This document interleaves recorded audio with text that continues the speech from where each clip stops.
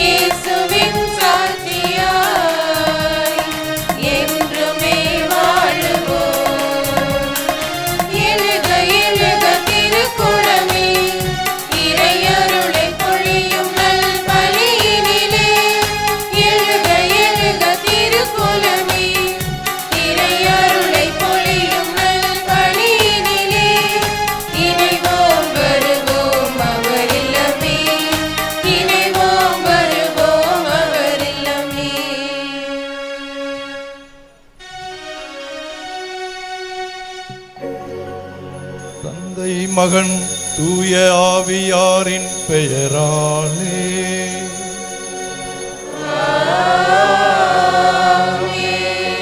நம் ஆண்டவராகிய இயேசு கிறிஸ்துவின் அருளும் கடவுளின் அன்பும் தூய ஆவியாரின் நட்புறவும் உங்கள் அனைவரோடும் இருப்பதாக.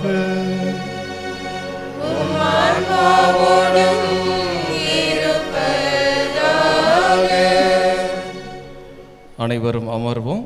பொன்விழா ஆண்டின் இந்த பொன்னான நேரத்தில் முத்தான 3வது நவநாளை சிறப்பிக்க வருகை புரிந்துள்ள செயலர் ஜான்பால் பல்சமய உரையாடல் மன்றம் பங்குத்தந்தை கல்லுகுழி, நமது முன்னாள் பங்குத்தந்தையுமான அருள்பணி சார்லஸ் அவர்களையும், நமது பாசமிகு பங்குத்தந்தை அவர்களையும், அருட்சகோதரிகளையும், இறைமக்கள் அனைவரையும் அன்னை தெரசா, தோமா அன்பியங்கள் இணைந்து வரவேற்கின்றன. இன்றைய நாளில் நாம் சிந்திக்க இருக்கும் தலைப்பு அன்பும் மன்னிப்பு கிறிஸ்தவ வாழ்வின் அடையாளம் என்பதாகும். அன்பும் மன்னிப்பும் கிறிஸ்தவத்தின் இதயம் மையப்புள்ளி ஆகும். அன்பும் மன்னிப்பும் எங்கே உள்ளதோ அங்கே இறைவன் இருக்கிறார். பொன்விழா ஆண்டின் விவிலியத்தில் உள்ள பொன்விதியை மத்தேயு 7:12 நினைவூட்டுகிறேன். பிறர் உங்களுக்கு செய்ய வேண்டும் என விரும்பியவற்றை நீங்கள் அவர்களுக்கு செய்யுங்கள். திருச்சட்ட நூலில் முதன்மையான கட்டளை, உன் மீது நீ அன்பு கூறுவது போல உனக்கு அடுத்து இருப்பவர் மீதும் அன்பு கூறுவாயாக.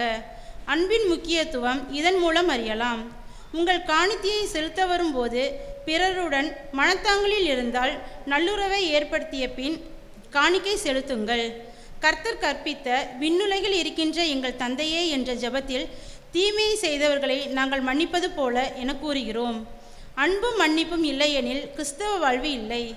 எனவே அன்பிலும் மன்னிப்பிலும் நிலைத்து வாழ புனித சந்தியாகப்பர் வழியாக இறைவனிடம் அன்றாடுவோம். இயேசுவில் பிரியமான சகோதர சகோதரிகளே, புனித சந்தியாகப்பரின் அன்பு பக்தர்களே, பொன்விழா ஆண்டின் 3ஆம் நவநாள் திருப்பலியை நம் பாதுகாவலர் சக்திமிகு புனித சந்தியாகப்பருக்கு நாம் மகிழ்ச்சியோடு எடுத்துக்கொண்டிருக்கின்றோம். இன்றைய நம்மளுடைய நாளில் எளிய அழைப்பை ஏற்று வருகை தந்திருக்கின்ற நம்மளுடைய பங்கின் முதல் பங்கு தந்தையும் தற்பொழுது கல்லுக்குழி பங்கு தந்தையும் ஜான்பால் உரையாடல் மன்றத்தினுடைய செயலருமான அருள் தந்தை கே சார்லஸ் அவர்களை நம்முடைய பங்கு இறை சமூகத்தின் பெயராலும் கூடி வந்திருக்கின்ற நம் அனைவரின் பெயராலும் நாம் கரம் தட்டி வருக வருக என அன்போடு அவர்களை நாம் வரவேற்கின்றோம். இந்த திருப்பலியிலே தந்தை அவர்களுடைய கருத்துக்களுக்காகவும் உடல் நலனுக்காகவும் நாம் சிறப்பாக ஜெபிப்போம். வாழ்ந்தவர்களே, இன்றைய நாளிலே நமக்கான ஒரு அருமையான தலைப்பாக அன்பும் மன்னிப்பும் கிறிஸ்தவ வாழ்வின் அடையாளம் என்பதை நாம் தியானிக்க அழைக்கப்படுகின்றோம். இந்த பொன்விழா ஆண்டு என்பது நம்மளுடைய இந்த ஆலய வளாகத்திலே நாம் மேற்கொள்கின்ற இந்த புதிய கோபுரம், புதிய பீடம், ஆலய புனரமைப்பு பணிகள் மட்டுமல்ல, மாறாக நம்மளுடைய அகத்திலும் அத்தகைய ஒரு மாற்றம், அனைவரையும் அன்பு செய்கின்ற, அனைவரையும் அன்போடு பார்க்கின்ற, அனைவரிடமும் பாசமாக பழகுகின்ற அத்தகைய நற்குணங்கள் நம்மிடம் நிறைந்து இருக்க வேண்டும் என்பதை சிறப்பாக நம்மிடம் வலியுறுத்துகின்ற ஆண்டாகவும் இந்த பொன்விழா ஆண்டு அமைகின்றது. எனவே அந்த அடிப்படையிலே வெறுப்பது யாராக இருந்தாலும் நேசிப்பது நீங்களாக இருங்கள் என்ற புனித அன்னை தெரசாவின் கூற்றுக்கு ஏற்ப அனைவரையும் நாம் அன்பு செய்ய, அனைவரையும் நாம் மன்னித்து மனமுவந்து ஏற்றுக்கொள்ள அத்தகைய அருமையான ஒரு நல்ல மனதினை, நல்ல உள்ளத்தினை நாம் பெற்றுக்கொள்ள வேண்டும். இறைவன் நமக்கு அதை நிறைவாக வழங்குகிறார். ஆனால் அதை பெற்றுக்கொள்ளக்கூடிய அத்தகைய ஒரு அருள் நிலையை நோக்கி நாம் வளர வேண்டும் என்பதை உணர்ந்தவர்களாக அதற்கான அருளை இந்த பலியில் நாம் கேட்போம். எனவே அன்பார்ந்தவர்கள், ஏற்கனவே சொன்னது போல இன்றைய நாளில் 2 அருட்தந்தையர்கள் ஆலயத்தின் உள்ளே அமர்ந்து ஒப்புரவு அருள் அடையாளம் வழங்குகிறார்கள். எனவே இந்த நவ நாட்களில் நம்மளுடைய மனதை, நம்மளுடைய உள்ளத்தை தூய்மைப்படுத்தும் வண்ணம் நல்லதொரு பாவ சங்கீர்த்தனம் இந்த திருப்பலி நேரத்திலே அமைதியாக நாம் எழுந்து சென்று ஒரு பாவ சங்கீர்த்தனம் நீங்கள் மேற்கொள்ள உங்களை நான் அன்போடு அழைக்கின்றேன். இன்றைய வழிபாட்டை சிறப்பிக்கின்ற புனித அன்னை தெரசா அன்பியும் புனித தோமா அன்பிய குடும்பங்களுக்காக, கருத்துக்களுக்காக இவ்வழியை நாம் ஒப்பு கொடுத்து ஜெபிப்போம். அனைவரும் எழுந்து நிற்போம். சகோதரிகளே, சகோதரர்களே, தூய மறை நிகழ்வுகளை கொண்டாட தகுதி பெறும் பொருட்டு நம் பாவங்களை ஏற்றுக்கொள்வோம்.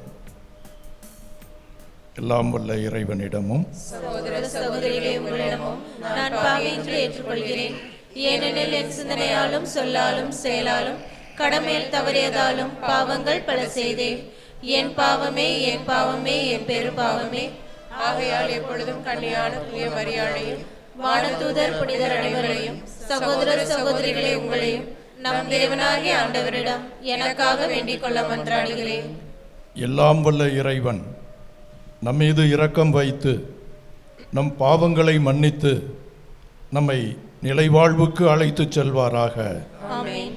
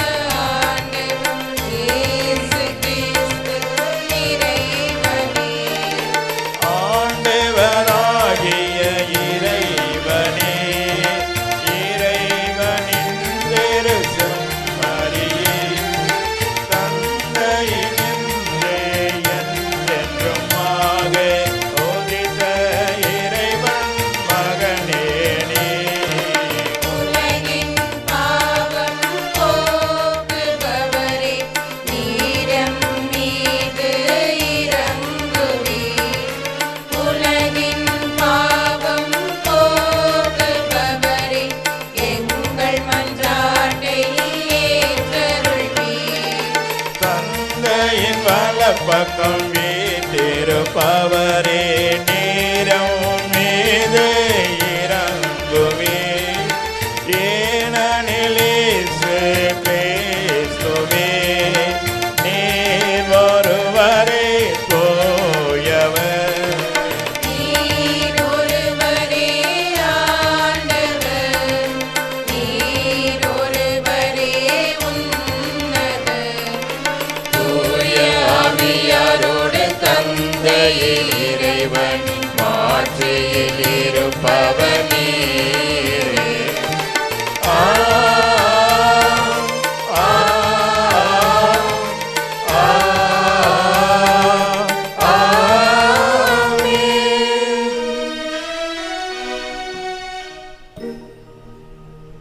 மன்றாடுவோமாக.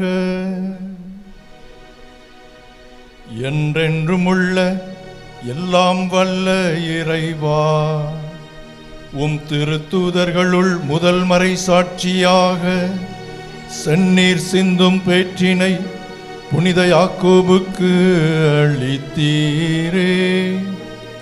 உமது திரு அவை அவருடைய நம்பிக்கை அறிக்கையினால் வலிமை பெற்று அவருடைய பாதுகாவலால் தொடர்ந்து உதவி பெறவும் அருள் புரிவீராக. உம்மோடு தூய ஆவியாரின் ஒன்றிப்பில் இறைவனாய் என்றென்றும் வாழ்ந்து ஆட்சி செய்கின்ற எங்கள் ஆண்டவரும் உம் திருமகனுமாகிய கிறிஸ்து வழியாக உம்மை மன்றாடுகின்றோம்.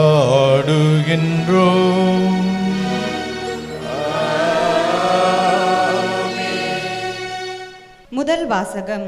ரோமையருக்கு எழுதிய திருமுகத்திலிருந்து வாசகம். அதிகாரம் 12, இறைவார்த்தைகள் 9 - 21 வரை. உங்கள் அன்பு கள்ளமற்றதாய் இருப்பதாக. தீமையை வெறுத்து நன்மையை பற்றி கொள்ளுங்கள். உடன் பிறப்புகள் போன்று ஒருவருக்கொருவர் உளங்கனிந்த அன்பு காட்டுங்கள்.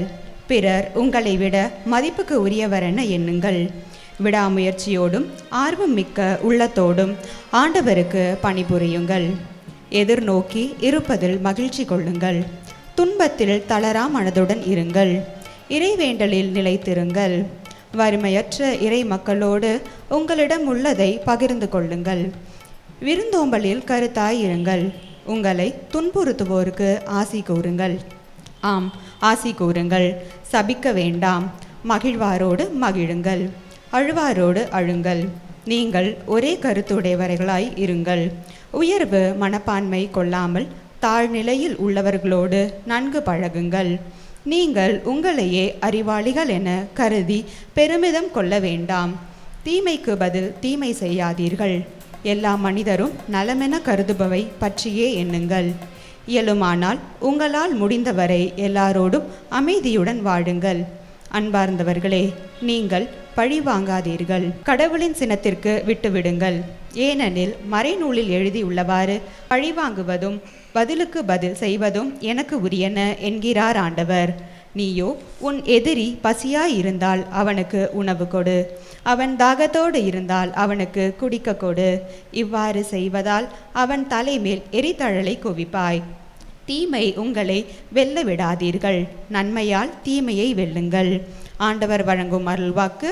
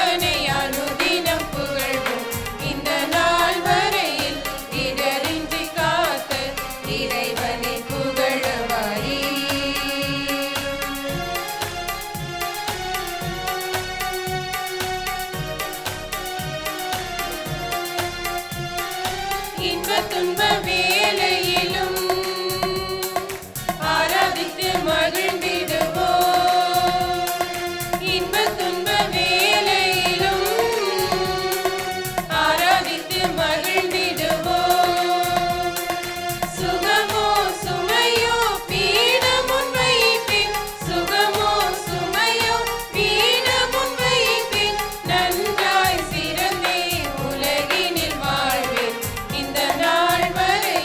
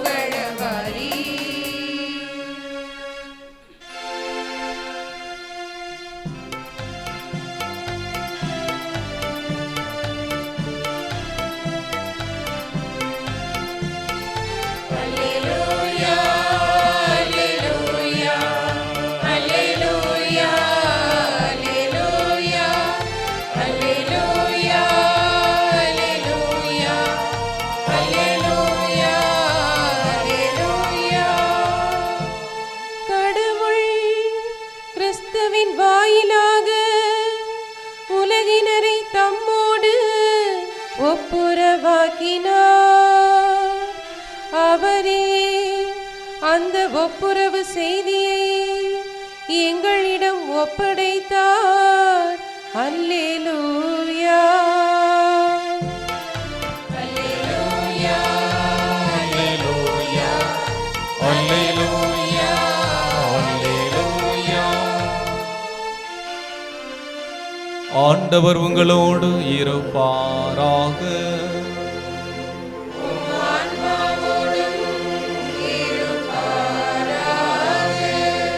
மத்தேயு எழுதிய தூய நற்செய்தியிலிருந்து வாசகம்.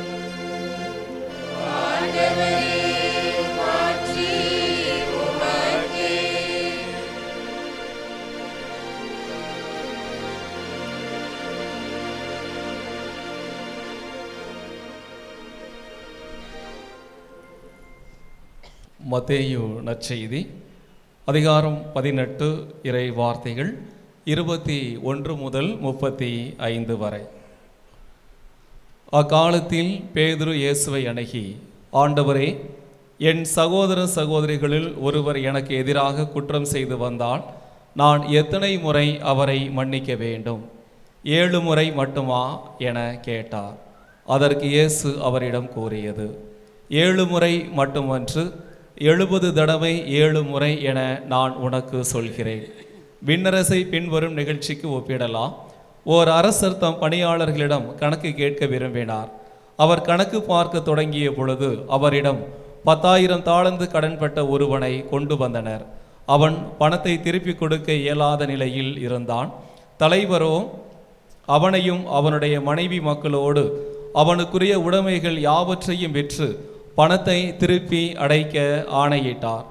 அப்பணியாளனோ அவருடைய காலில் விழுந்து, என்னை பொறுத்தருள்க, எல்லாவற்றையும் உமக்கு திருப்பி தந்து விடுகிறேன் என்று வேண்டினான். அப்பணியாளரின் தலைவர் பரிவு கொண்டு அவனை விடுவித்து அவனது கடனை தள்ளுபடி செய்தார். ஆனால் அப்பணியாள் வெளியே சென்றதும் தன் உடன் பணியாளரில் தன்னிடம் 100 தெனாரியம் கடன்பட்டிருந்த ஒருவரை கண்டு, நீ பட்ட கடனை திருப்பி தா என்று கூறி அவரை பிடித்து கழுத்தை நெரித்தான். அவனுடைய உடன் பணியாளர் காலில் விழுந்து, என்னை பொறுத்தருள்க, நான் திருப்பி கொடுத்து விடுகிறேன் என்று அவனை கெஞ்சி கேட்டார். ஆனால் அவன் அதற்கு இசையாது கடனை திருப்பி அடைக்கும் வரை அவரை சிறையில் அடைத்தான். நடந்ததை அவருடைய உடன் பணியாளர்கள் கண்டபோது மிகவும் வருந்தி தலைவரிடம் போய் நடந்தவற்றை எல்லாம் விளக்கி கூறினார்கள். அப்போது அவனுடைய தலைவர் அவனை வரவழைத்து, பொல்லாதவனே, நீ என்னை வேண்டிக் கொண்டதால் அந்த கடன் முழுவதையும் உனக்கு தள்ளுபடி செய்தேன். நான் உனக்கு இரக்கம் காட்டியது போல் நீயும் உன் உடன் பணியாளருக்கு இரக்கம் காட்டியிருக்க வேண்டும் அல்லவா என்று கேட்டார். அத்தலைவர் சினம் கொண்டவராய் அனைத்து கடனையும் அடைக்கும் வரை வதைப்போரிடம் அவனை ஒப்படைத்தார்.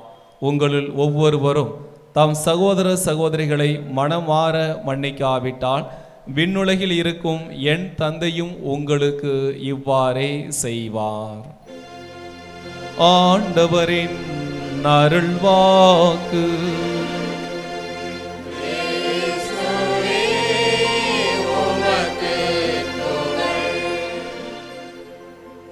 ஆண்டவர் இயேசு கிறிஸ்துவுக்குள் அருமையான சகோதரிகளே, சகோதரர்களே, அன்பிற்குரிய நண்பர் அருள் தந்தை அமல்ராஜ் அவர்களே, உங்கள் அனைவருக்கும் தங்க விழா காணும் புனித சந்தியாகப்பர் திருத்தலத்தின் திருவிழா வாழ்த்துக்களை அன்போடும் மகிழ்ச்சியோடும் தெரிவித்துக் கொள்ளுகின்றேன்.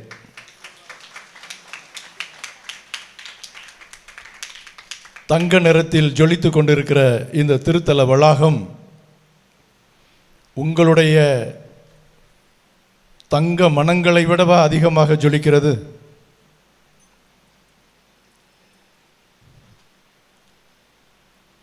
அன்பிற்குரிய சகோதரிகளே, சகோதரர்களே, இந்த பொன்விழாவை காணுகின்ற தருணத்தில் உங்களை எல்லாம் சந்திப்பதற்கும் உங்களோடு சேர்ந்து சிந்திப்பதற்கும் ஆண்டவருக்கு புகழ் மாலை சாற்றுவதற்கும் புனித சந்தியாகப்பர் வழியாக வேண்டுதல்களையும் நன்றியறிதல்களையும் செலுத்துவதற்கும் எனக்கு கிடைத்த இந்த வாய்ப்புக்காக நன்றி கூறுகிறேன். ஆண்டவருக்கும் அருள் தந்தை அமல்ராஜ் அவர்களுக்கும் உங்கள் ஒவ்வொருவருக்கும் ஆண்டுதோறும் வராவிட்டாலும் அவ்வப்பொழுது வந்து இந்த திருவிழாவிலே கலந்து கொள்வது என்பது எனக்கு மிகவும் மகிழ்ச்சியான ஒரு தருணங்கள். நான் பல பங்குகளிலே பணியாற்றி இருக்கிறேன். அந்த பங்குகளுள் ஒரு சில பங்குகளுக்கு மீண்டும் மீண்டும் போக வேண்டும் என்கிற ஒரு எண்ணம் எனக்கு இருக்கும். போகிற பொழுதெல்லாம் அங்கே ஒரு மகிழ்ச்சியும் உற்சாகமும் ரீசார்ஜ் பண்ணுவது போன்ற ஒரு உணர்வும் இருக்கும். அப்படிப்பட்ட பங்குகளுள் ஒன்றுதான் புனித சந்தியாகப்பர் திருத்தலம் பெரிய மிளகு பாறை. ஏனென்றால் அன்பிற்குரிய மக்களும் இதமான உணர்வுகளும் பக்தி பரவசமும் இந்த வளாகத்தில் எப்பொழுதுமே இருப்பதையும் என்னோடு உள்ள உறவு 20 ஆண்டுகளுக்கும் கடந்து சென்று கொண்டிருப்பதையும் நான் உணர்ந்திருக்கின்றேன். பங்கு தந்தை அவர்கள் கிறிஸ்தவ வாழ்வின் பல்வேறு பரிமாணங்களை, கிறிஸ்தவ வாழ்வின் பல்வேறு சிறப்புகளை தலைப்புகளாக வடித்து இந்த 10 நாள் திருவிழாவில் ஒவ்வொரு நாளும் ஒரு தலைப்பை கொடுத்து சிந்திப்பதற்கு ஒரு வாய்ப்பை உருவாக்கி இருக்கிறார்கள். நல்ல நல்ல தலைப்புகளை தெரிந்தெடுத்து அமைத்தமைக்காக அவருக்கு சிறப்பான பாராட்டுதலை தெரிவித்துக் கொள்கின்றேன். அந்த தலைப்புகளுள் ஒன்றுதான் இன்று நாம் எடுத்துக்கொண்டிருக்கிற அன்பும் மன்னிப்பும் கிறிஸ்தவ வாழ்வின் அடையாளம். அடையாளம்னா சும்மா வெளிப்படையான அடையாளம், மேலெழுந்த வாரியான அடையாளம் அல்ல, அருள் அடையாளம். அருளை கொண்டு வந்து சேர்க்கக்கூடிய ஆற்றல் வாய்ந்த அடையாளங்கள். அந்த தலைப்பில் அடையாளங்கள் என்று போடாமல் அருளடையாளங்கள் என்று கூட நான் போடலாம். அன்பும் மன்னிப்பும் கிறிஸ்தவ வாழ்வின் அத்தகைய உயிர் நாடியாக இருக்கின்றன என்பதைத்தான் இந்த தலைப்பு குறிப்பிடுகின்றது. அந்த வகையிலே சிந்திப்பதற்கு, உங்களோடு இணைந்து சிந்திப்பதற்கு நான் மிகவும் மகிழ்ச்சி அடைகின்றேன். அன்பு இல்லாமல் நாம் யாருமே இங்கே இல்லை. மன்னிப்பு அடையாமல் நம்மில் யாருமே இங்கே இல்லை. மன்னிக்காமலும் நாம் இல்லை. மன்னிக்கிறோம், மன்னிப்பை பெறுகிறோம். அதனால்தான் எத்தனை முறை என்று கணக்கு பார்க்க பேதுரு முனைந்த பொழுது ஆண்டவர் இந்த 7 முறையா 8 முறையான்னு கணக்கெல்லாம் போடாத, 7 முறை 70 முறை மன்னிப்பது, மன்னிப்பு பெறுவது அத்தனை முறை கடவுளிடமிருந்து நாம் பெற்று இருக்கிறோம்.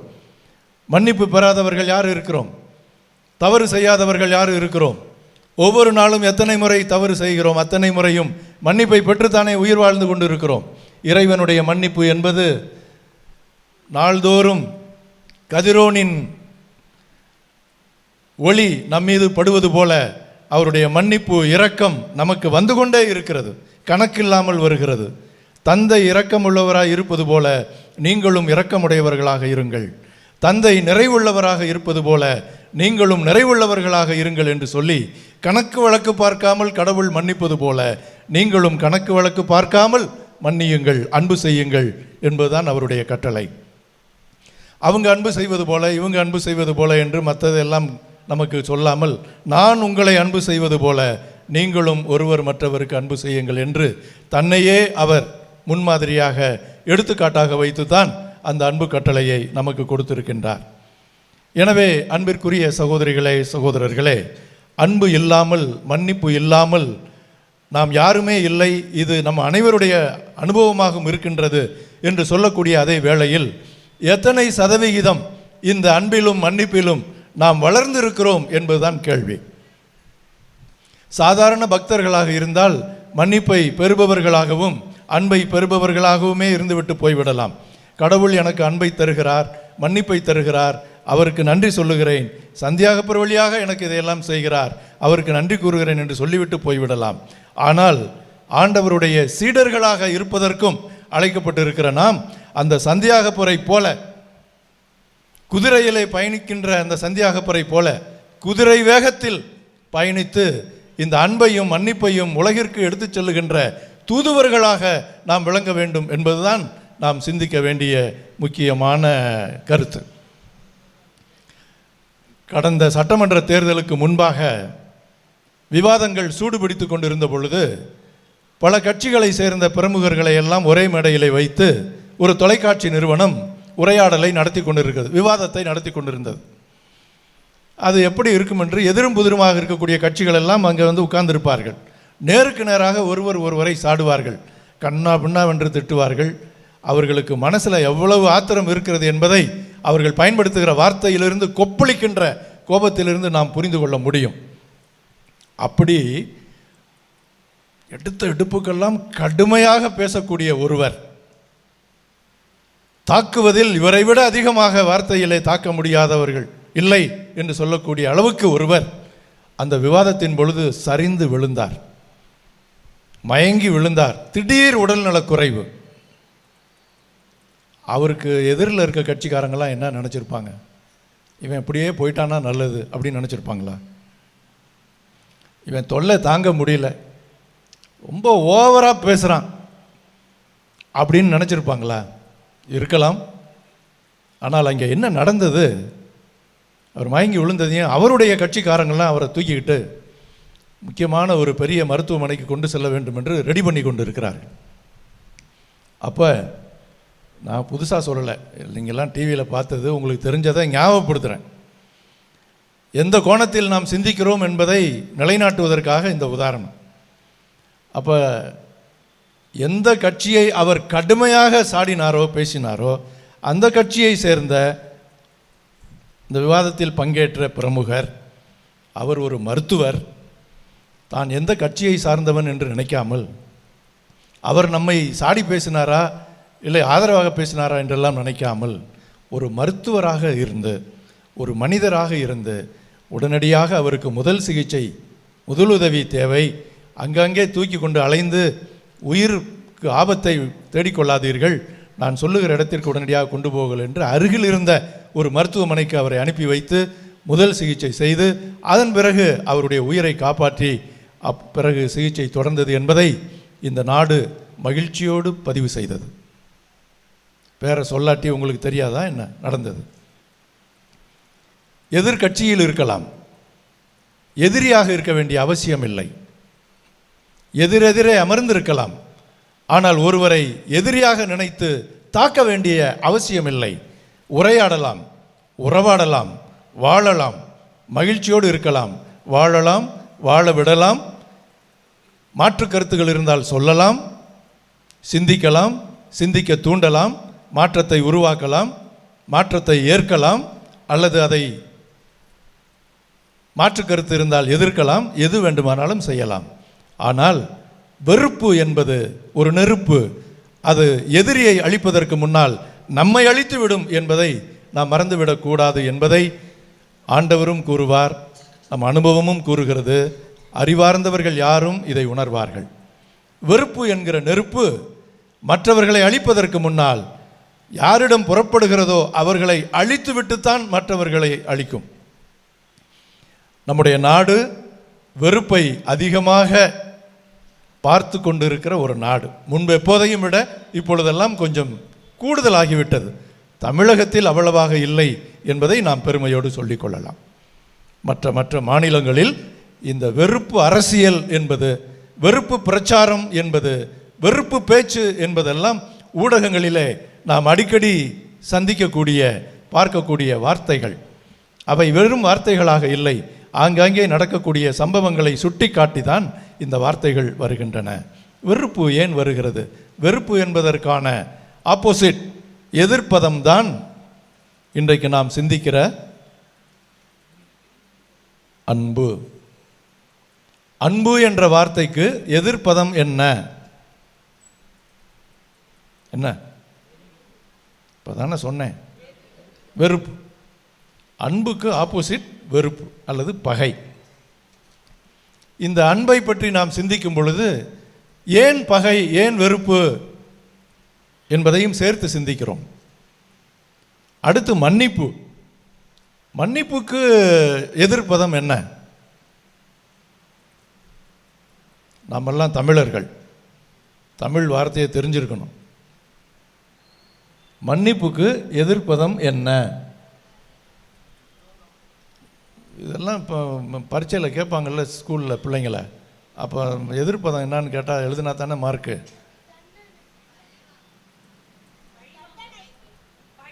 தண்டனைன்னு சொன்னது யார்? தண்டனைன்னு சொன்னான்ல, சரியான ஆன்சர். என்ன, நல்லா தட்டுங்க. Very good. மன்னிப்புக்கு ஆப்போசிட் தண்டனை. மன்னிக்கலாம், அதுக்கு எதிராக தண்டனை கொடுக்கலாம்.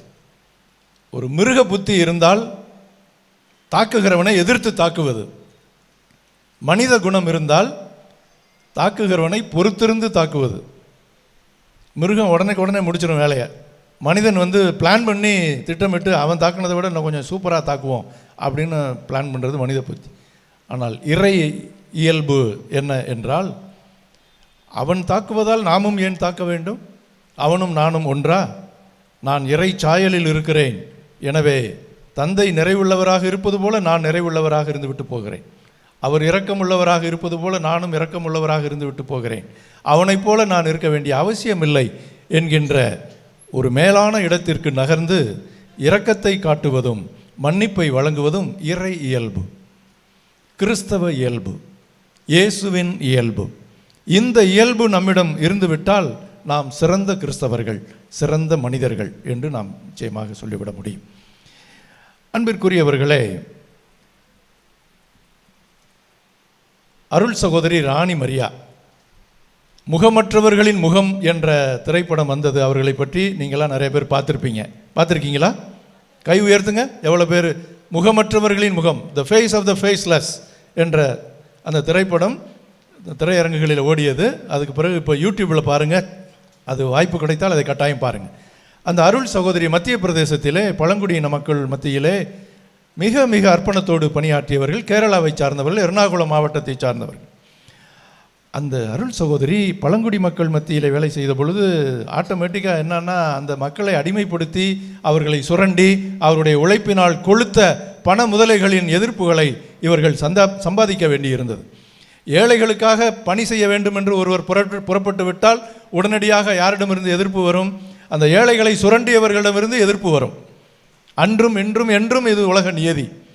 எனவே மத்திய பிரதேசத்தில் இவர்கள் ஏழைகளுக்காக, பழங்குடியின மக்களுக்காக பணியாற்றிய பொழுது அங்கே அவர்களை சுரண்டி கொண்டிருந்த முதலைகள் எல்லாம் திட்டம் போட்டு ஒருவனை ஏவி விட்டு அருள் சகோதரியை 21 தடவை கத்தியால் குத்தி பேருந்திலே பயணம் செய்து கொண்டிருந்த பொழுது கொலை செய்தார்கள். கொலை செய்யப்பட்ட இரத்த வெள்ளத்தில் மிதந்த அருள் சகோதரி அங்கேயே இறந்தார், ஸ்பாட்டிலேயே. அவன் சிறையிலே அடைக்கப்பட்டான். நடைபெற்றது 2005ஆம் ஆண்டு. –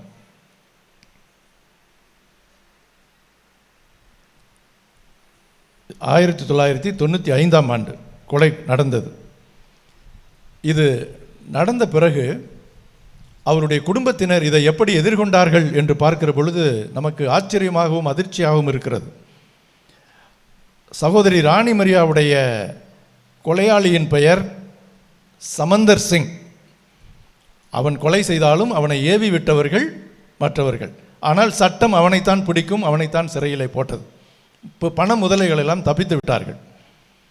ராணி மரியாவுடைய தங்கை, அவரும் ஒரு அருள் சகோதரி, சகோதரி செல்மி. அவர் என்ன செய்தார்? இவனை சிறையிலே போய் பார்த்தார், பார்த்து பேசினார். அவனை ஒரு சகோதரனாக நினைத்து இவர் போய் பார்த்தார். ரட்சாபந்தன் என்ற வட இந்தியாவிலே கொண்டாடப்படுகிற விழாவின் பொழுது சகோதர உணர்வுடன் கட்டப்படுகிற ராக்கியை அவனுடைய கையிலே இவர் கட்டினார். நீ என் சகோதரன் என்று அடையாளபூர்வமாக அதை வெளிப்படுத்தினார். அவன் மனம் உடைந்தான். இவ்வளவு கொடூரமான ஒரு கொலையை செய்த அந்த பெண்ணின் தங்கை எனக்கு ராக்கி கட்டுகிறாரே என்று அவனுடைய மனம் உடைந்து சிறிது சிறிதாக மனம் மாறினான். குடும்பத்தினரின் மன்னிப்பை தொடர்ந்து அவர்களுடைய பரிந்துரையின் பேரில் அவன் விரைவாக விடுதலை செய்யப்பட்டான். 2002ஆம் ஆண்டு சிறையிலிருந்து வெளியே வந்தான். அந்த குடும்பத்தினருக்கும் அவனுக்கும் உறவு நல்ல உறவாக, ஆரோக்கியமான உறவாக தொடர்ந்தது. அவனை ஒருமுறை அவருடைய எர்ணாகுளத்தில் இருந்த அவருடைய வீட்டுக்கே அழைத்தார்கள்.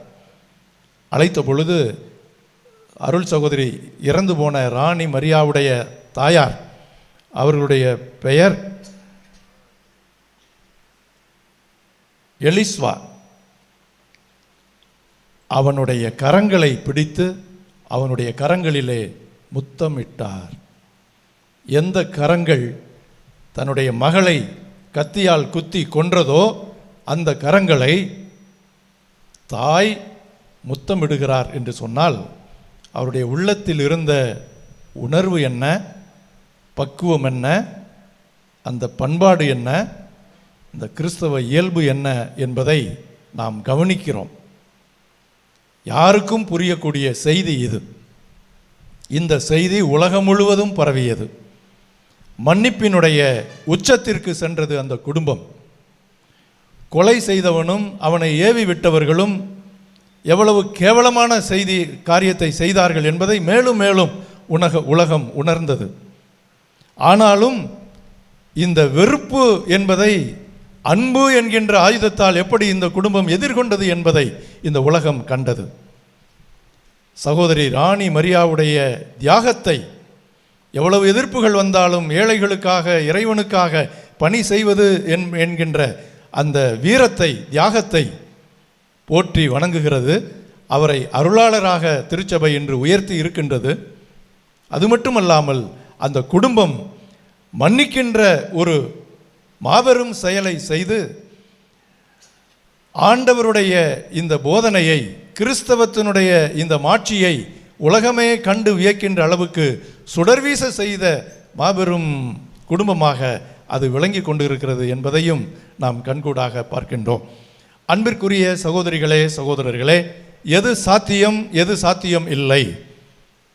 மன்னிப்பது சாத்தியமா என்று கேட்டால் சாத்தியம். அன்பு செய்வது சாத்தியமா என்று கேட்டால் சாத்தியம். உயிர் தியாகம் செய்து அன்பை வெளிப்படுத்த முடியுமா என்பது சாத்தியமா என்று கேட்டால் சாத்தியம். சாத்தியம் என்று நிரூபித்திருக்கிறார்கள் ராணி மரியா அருள் சகோதரி அவர்களும் அவருடைய குடும்பத்தினரும். சிலுவையில் தொங்கிக் கொண்டிருக்கிற ஆண்டவர் இயேசு அதே அன்பையும் அதே மன்னிப்பையும் எடுத்து காட்டுகின்ற அடையாளமாக ஒளி வீசி கொண்டிருக்கிறார் என்பதுதான் நமக்கு தலை சிறந்த மேல்வரி சட்டம். சிலுவையிலே தொங்கிக் கொண்டிருந்த போது ஆண்டவர் என்ன சொன்னார்? தந்தையே, இவர்கள் செய்வது இன்னது என்று அறியார்கள், இவர்களை மன்னியும். நீங்கள் யோசித்து பார்க்கணும். உண்மையிலேயே தாங்கள் செய்வது இன்னதென்று அவர்கள் அறியார்கள் என்று இயேசு சொன்னது உண்மையா பொய்யா? சரியா தவறா? அவங்களுக்கு தெரியாதா? நம்ம தப்பு செய்கிறோம் என்பது அவர்களுக்கு தெரியாதா? தெரியும் தானே.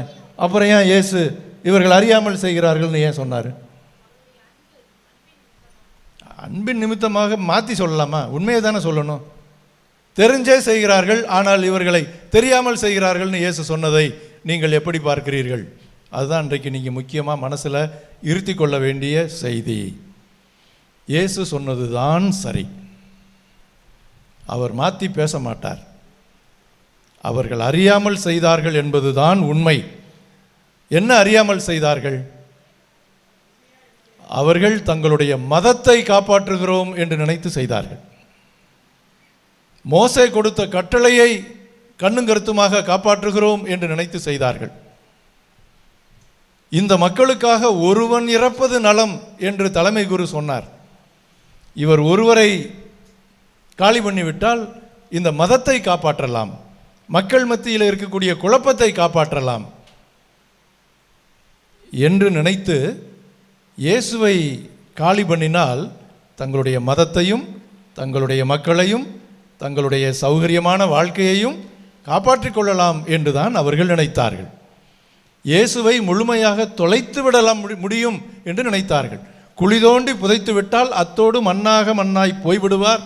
இனிமேல் அவருக்கு அவருடைய பேச்சோ அவருடைய மூச்சோ அவருடைய செய்தியோ இந்த நாட்டிலே உலவாது என்று நினைத்தார்கள். அறியாமல் நினைத்தார்கள். அவங்களுக்கு தெரியாது 3 நாளில் அவர் உயிர்த்து எழுவார் என்று. கெட்டிக்காரன் புழுகு 8 நாளைக்கு என்று சொல்லுவார்கள். இயேசுவை பொறுத்தவரை 3 நாளைக்கு தான் அது பலித்தது. 8 நாள் காத்திருக்க வேண்டிய அவசியம் இல்லை.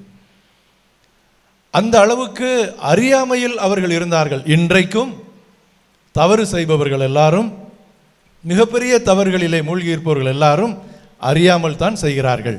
ஏனென்றால் தாங்கள் செய்கிற தவறினால் தங்களுடைய வாழ்க்கை மேம்பட்டுவிடும் என்று நினைத்து செய்கிறார்கள். அது பெரிய அறியாமை. சம்பாதித்து விடலாம், சொத்து சேர்த்து விடலாம், செல்வங்களை சேர்க்கலாம், அதை செய்யலாம், பதவியை பெறலாம், அதை பெறலாம், இதை பெறலாம், எதை வேண்டுமானாலும் பெறலாம். நீங்கள் உங்கள் வாழ்க்கையை இழந்து விடுவீர்கள், உங்களுடைய மாண்பை இழந்து விடுவீர்கள், உங்கள் நிம்மதியை இழந்து விடுவீர்கள், உங்களுடைய மனிதத்தையே நீங்கள் இழந்து விடுவீர்கள் என்பதை அறியாமல் நீங்கள் செய்கிறீர்கள். எனவேதான் ஆண்டவர் இந்த வார்த்தைக்கு வருகிறார், இவர்கள் அறியாமல் செய்கிறார்கள், இவர்களை மன்னியும் என்று. தவறு செய்கிற எல்லாருமே அறியாமல் தான் செய்கிறோம். முழுமையான அறிவு உடையவர் ஒரே ஒருத்தர் தான் இருக்கிறார், அவர் ஆண்டவர் ஒருவர் தான். நம்முடைய அறிவெல்லாம் குறைவானது, நம்முடைய அறிவெல்லாம் எல்லைக்கு உட்பட்டது. நாம் எல்லாவற்றையும் அறிந்தவர்கள் அல்ல, எல்லாம் தெரிந்தவர்கள் அல்ல. எவ்வளவு படித்தாலும் அவ்வளவுதான் நமக்கு தெரியும். அதற்கு மேல் இருப்பதையெல்லாம் கற்றது கைமண் அளவு, கல்லாதது உலகளவு என்று முன்னோர்கள் அதனால் தான் சொல்லி இருக்கிறார்கள். இதுதான் கற்றது கைமண் அளவு. அதை வைத்துக்கொண்டு எல்லாம் தெரியும் என்று நினைத்து திட்டம் போட்டு ஊழல் செய்வதோ, பணத்தை சுருட்டுவதோ, அல்லது தவறான வழிகளிலே சென்று தாங்கள் விரும்பியதையெல்லாம் நடத்தி கொள்வதோ என்று நினைத்தால் அவர்கள் தெரிந்ததை வைத்து செய்கிறார்கள், அறியாமல் செய்கிறார்கள். அவர்களை மன்னியும் என்ற நிலைமைக்கு ஆண்டவர் இயேசு வருகிறார். அவர்களை மன்னிப்பது என்பது ஏன்? தவறு செய்தவர்களுக்கு தண்டனை தானே கொடுக்க வேண்டும், தவறு செய்தவர்களுக்கு தண்டனை தானே கொடுக்க வேண்டும், அவர்களை ஏன் மன்னிக்க வேண்டும்? அன்பிற்குரிய சகோதரிகளே, இது அடுத்த கேள்வி. இந்த கேள்விக்கான பதிலையும் நீங்கள் கண்டுபிடிக்க வேண்டும். தவறு செய்தவர்களுக்கு தண்டனையா அல்லது மன்னிப்பா? சட்டம் சமூகத்தினுடைய ஒழுங்குமுறையை காப்பாற்றுவதற்காக, அமைதியை நிலைநாட்டுவதற்காக லா அண்ட் ஆர்டர் என்று வைத்திருக்கிறது. ஒரு நாட்டில் சட்டம் எந்த குற்றம் செய்தாலும் பாயும், சட்டம் தன்னுடைய வேலையை செய்யும், அதற்கான தண்டனை கிடைக்கும். ஆனால் நாட்டினுடைய குடிமக்கள் ஒவ்வொருவரும் சட்டத்தை கையில் எடுத்துக்கொள்ள வேண்டிய அவசியமில்லை. ஒவ்வொருவரும் தீர்ப்பிடுகின்ற நீதிபதியாக விளங்க வேண்டும் என்ற அவசியமில்லை. தாங்கள் செய்த குற்றத்தை எப்படியாவது வாதாடி நிரூபிக்க வேண்டும் என்று வக்கீலாக வர வேண்டிய அவசியமும் இல்லை. மனிதர்களாகவே இருப்போம். மனிதர்களாக இருந்து நம்முடைய தவறுகளை ஏற்றுக்கொண்டு மாற்றிக்கொள்ள முயற்சிப்போம். மாற்றிக்கொள்ள தெரியாதவர்களுக்கு வாய்ப்பை கொடுத்து, அவகாசம் கொடுத்து, அவர்களை மன்னித்து என்றொரு நாளைக்காவது திருந்துவார்கள் என்ற நம்பிக்கையோடு அவர்களையும் வாழ விடுவோம் என்பதுதான் ராணி மரியா குடும்பத்தினர் செய்தது. அவனை அன்றைக்கே தண்டனை கொடுத்து தூக்கிலை போடுங்கள் என்று இவர்கள் வாதிட்டு இருந்தால் எப்படியாவது அவனுக்கு தூக்கு தண்டனை வாங்கி கொடுத்து விட முடியும் ஒரு கொலையாளிக்கு. ஆனால் அவன் வாழட்டும், அவன் திருந்தட்டும், அவன் ஒரு மனிதனாக மாறட்டும் என்ற ஒரு வாய்ப்பை கடவுளே கொடுக்கும்போது நாம் ஏன் அதை கொடுக்கக்கூடாது? சாமி வரம் கொடுத்தால் பூசாரி வரம் கொடுக்க மாட்டான்னு சொல்லுவாங்க. அது மாதிரி கடவுளே மன்னிப்பதற்கு தயாராக இருக்கிற பொழுது உள்ளே புகுந்து நாம் ஏன் தண்டனை கொடுத்து மனிதர்களை காலி பண்ண வேண்டும் என்ற ஒரு சிந்தனையை நாம் இந்த இடத்திலே ஏற்றுக்கொள்ள வேண்டும். அன்பார்ந்த சகோதரிகளே, சகோதரர்களே, இன்றைக்கு நாம் கேட்ட நற்செய்தியிலே அருமையான கதையை இயேசு சொல்லுகிறார். ஒரு தலைவன் கணக்கை ஒப்படைக்கும்படி வேலையாளை தனக்கு கீழ் வேலை செய்கிறவனை கூப்பிடுகிறான். 10,000 தாலந்து கடன்பட்டு இருக்கிறான், பணத்தை கொடுக்க முடியவில்லை. சொத்து பத்தெல்லாம் விற்று, மனைவி எல்லாத்தையும் விற்று பணத்தை கொண்டாந்து கட்டு அப்படின்னு சொல்லி கட்டளை இடுகிறான். அவன் மண்டியிட்டு மன்றாடுகிறான், எப்படியாவது நான் தீர்த்து விடுகிறேன், மன்னித்து கொள்ளுங்கள், கால அவகாசம் கொடுங்கள்னு கேட்குறான். விடுறாரு, மன்னிப்பை பெறுகிறான். நாம் எல்லாரும் எப்படி மன்னிப்பு பெறுகிறோமோ அதுபோல அவன் தன்னுடைய தலைவனுடைய மன்னிப்பை பெறுகிறான். ஆனால் அவன் எப்படி செஞ்சான்? அவன் என்ன செஞ்சான்? அவனுக்கு கீழே இருக்கிற இன்னொரு சிறிய வேலையாள், அவன் இவனுக்கிட்ட 10,000 தாளந்து கடன் பெற்றிருந்தான். அவன் எத்தனை தயார் பண்ணியிருந்தான்? எவ்வளவு? 100 தாளந்து கடன் பெற்று. 10,000 எங்கே இருக்குது, 100 எங்கே இருக்குது? 2 சைபர் கம்மி. இதை மன்னிக்கிறதுக்கு இவனுக்கு மனம் இல்லை. இதுதாங்க நம்ம மத்தியில் நடக்கிறது. இதுதான் மக்கள் மத்தியில் நடப்பது. இதுதான் நம்முடைய மாபெரும் தவறுகளுக்கு நாம் மன்னிப்பை பெற்றிருக்கிறோம், கடவுளிடமிருந்தும் நம்முடைய குடும்பத்தினரிடமிருந்தும். நம்முடைய குடும்பத்தினரே பல சமயங்களில் நம்மை சகித்து கொள்ளுகிறார்கள். நம்முடைய பேச்சு சரியில்லை, நம்முடைய நடத்தை சரியில்லை, நம்முடைய செயல்பாடுகள் சரியில்லை. பல குடும்பங்களிலே, எல்லாரையும் சொல்லவில்லை. அவர்கள் பொறுத்து கொள்ளுகிறார்கள், நம்மை மன்னித்து ஏற்றுக்கொள்ளுகிறார்கள், நமக்கு அன்பு காட்டுகிறார்கள், நம் மீது வெறுப்பை அவர்கள் காட்டுவதில்லை, சகித்து கொள்ளுகிறார்கள். இப்படியெல்லாம் நாம் அன்பை, மன்னிப்பை அனுபவித்து விட்டு நாம் ஒரு சிறிய தவறை காணுகிற பொழுது என்னமோ பெரிய புனிதரை போல, யோக்கியரை போல, நமக்குத்தான் எல்லாம் தெரிந்தும் என்பதை போல கடுமையாக மற்றவர்களை பேசுவது, மற்றவர்களை தீர்ப்பிடுவது, சாடுவது என்பது எத்தனை முறை நடந்திருக்கிறது இந்த கதையிலே. அப்படி அவன் செய்த பொழுது கதையினுடைய முடிவு என்ன? அவனை பிடிச்சி அவன்கிட்ட இருக்கிறது எல்லாத்தையும் பிடுங்கிட்டு விடுங்க, இருளிலே தள்ளுங்கள், சிறையில் அடையுங்கள், கடுமையான தண்டனை அவனுக்கு கொடுங்கள் என்று. மன்னிப்பு பெற்ற நீ மன்னிக்க தயாராக இல்லை என்றால் உனக்கு மன்னிப்பே கிடையாது. நீ பெற்ற மன்னிப்பும் ரத்தாகிவிடும். ஜாமீனில் கொடுத்தா அப்புறமேலு வெளியே விட்டதையும் போய் ஏட்டிக்கு போட்டி அதை பண்ணால் ஜாமீனை கோர்ட்டில் ரத்து பண்ணிடுவாங்க. அது மாதிரி ஆண்டவர் நமக்கு மன்னிப்பை கொடுக்கிறார். நாம் வெளியே போய் அந்த மன்னிப்புக்கு ஏற்ற ஒரு வாழ்க்கை வாழவில்லை என்றால் கொடுத்த மன்னிப்பை திரும்ப பெறக்கூடிய அளவுக்கு அவரை நாம் தள்ளுகிறோம் என்று தான் பொருள். விண்ணுலகில் இருக்கிற எங்கள் தந்தையே என்று நாம் திருப்பலியில் மன்றாடும் போது என்ன சொல்லுகிறோம்? எங்களுக்கு எதிராக குற்றம் செய்தோரை நாங்கள் மன்னிப்பது போல எங்கள் குற்றங்களை மன்னியும். நாங்கள் மன்னிக்கிற மாதிரி எங்களை மன்னிங்க. நாங்கள் கொஞ்சமாக மன்னிச்சா நீங்களும் எங்களை கொஞ்சமாக மன்னிச்சா போதும். நாங்கள் எல்லாரையும் தாராளமாக மன்னித்தால் அதுபோல் எங்களையும் தாராளமாக மன்னியும். அப்படிங்கிறது தான் அந்த வார்த்தையினுடைய பொருள். அதனால் போகிற போக்கில் அந்த ஜெபத்தை அடிச்சு விட்டு போகிறது பெருசு இல்லை. அதில் ஆண்டவர் பொடி வச்சு அந்த ஜெபத்தை எழுதியிருக்கிறார், சொல்லியிருக்கிறார். சும்மா சாதாரணமான ஜெபம் அல்ல, அது வலிமை வாய்ந்த ஜெபம். அதில் ஒவ்வொரு வார்த்தையும் ஒவ்வொரு வரியும் மிக ஆழமான அர்த்தங்களை உள்ளடக்கி இருக்கிறது. இந்த வரி மன்னிப்பை கடவுளிடமிருந்து பெறுவதற்கு நமக்கு தகுதி வேண்டுமென்றால் அதற்கு தகுதியை எப்படி ஏற்படுத்திக் கொள்வது என்றால் நாமும் நம்முடைய குடும்பத்தினரை, அண்டை அயலாரை, பகைவரையும் கூட மன்னிக்கின்ற ஒரு நிலைக்கு நம்மை நாம் தயாரித்து கொள்ள வேண்டும் என்பதுதான் இதில் முக்கியமாக நாம் கருத வேண்டியது. அன்பிற்குரிய சகோதரிகளே, சகோதரர்களே, மறையுரையை நீளமாக கொண்டு செல்ல வேண்டும் என்று விருப்பமில்லை. இருந்தாலும் ஆண்டுதோறும் உங்களை சந்திப்பதற்கு முடியாது. 2 ஆண்டுகளுக்கு ஒரு முறை என்று சொல்வதால் அல்லது 3 ஆண்டுகளுக்கு ஒரு முறை என்று சொல்வதால் 3 வருஷத்துக்கு சேர்த்து சொல்லிட்டு போயிடும். அதனால் கொஞ்சம் எக்ஸ்ட்ராவாக சொல்லு. மறையுரையை முடிப்பதற்கு முன்னால் 1-2 கருத்துக்களை சொல்லி இதை நிறைவு செய்யலாம். அமெரிக்கா ஈரான் போர் 140 நாள் முடிஞ்சிருச்சு, ஏறக்குறைய 5 மாதங்கள்.